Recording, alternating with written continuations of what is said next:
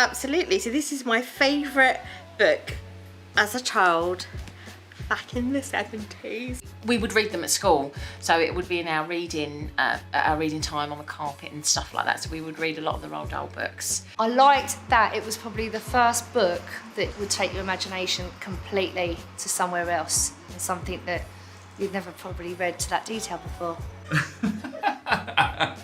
I've Lost My Yellow Zebra, and I actually got this on World Book Day when I was at school. My favourite book was Whose Mouse Are You? It's about a lonely mouse who brings his family home. They're quite simple stories about two children who live next door to each other. And then he just goes on this amazing adventure and this journey and meets these incredible animals, and everything evidently was a dream at the end of it. It's about a young man on a train going on an adventure to France. The tricks they played on each other were crazy and you never knew what they were going to do next. To go from a pauper to rich felt really interesting. I love this book.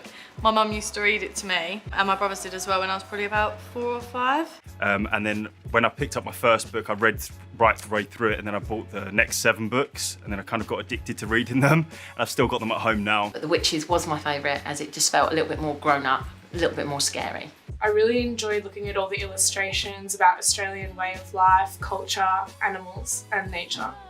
I loved being read these books as a child by my mum, so much so that I read them to my children as well. When I was younger, my favourite book was The Tiger Who Came to Tea.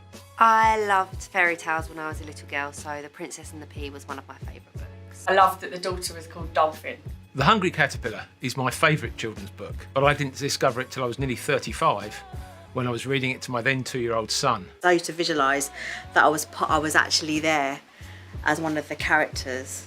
They put a frog in the bed. It was crazy.